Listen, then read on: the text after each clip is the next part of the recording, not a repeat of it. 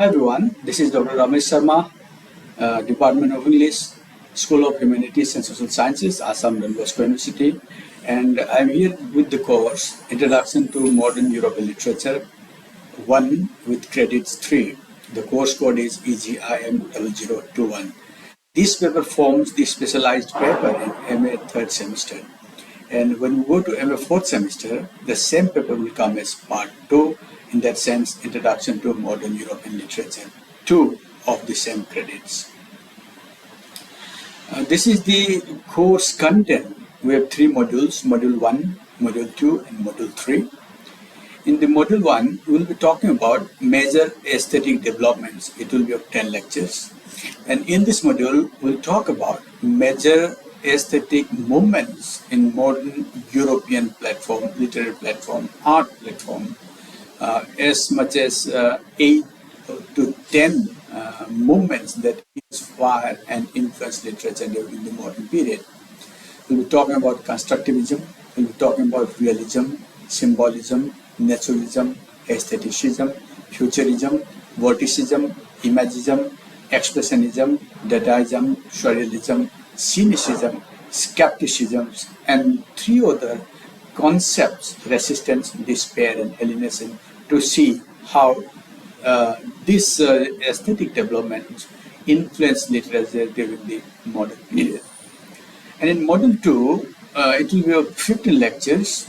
We have put selected modern European poetry, and there are 2 poems. The first one, marked as A, is the Albatross by Charles Baudelaire, of the French poet, the father of symbolism in a way.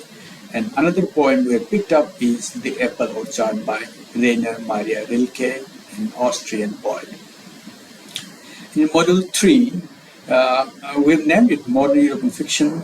We'll deal with the fiction. It will be of 20 lectures. The first fiction we have picked up is Crime and Punishment by Fyodor Dostoevsky, the Soviet writer, in fact, one of the first prominent Soviet writers who excelled in fictions. And the second fiction that we have picked up is The Castle by Franz Kafka, a Czech from Czechoslovakia. This forms the 3 module. In a nutshell, this is an attempt to introduce modern European literature in terms of several developments and isms, and partly the modern European poetry and partly the modern European fiction.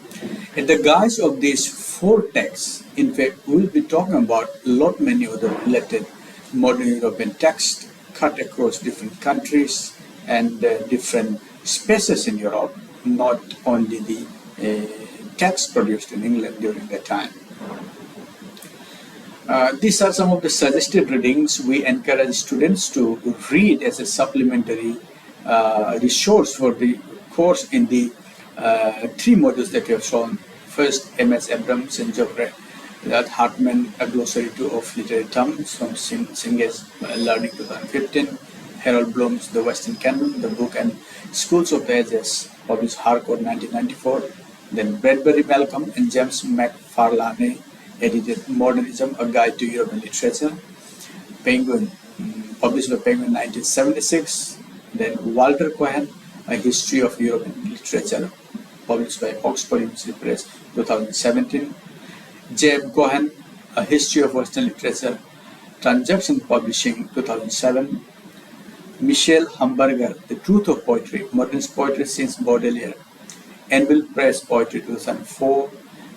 Franco Moretti edited The Novel, published by Princeton 2006. And Alardas Nicole, British Drama, published by Barnes and Noble 1961, and the prescribed text in the Module 1, Module 2, and Module 3. Next, these are the course outcomes.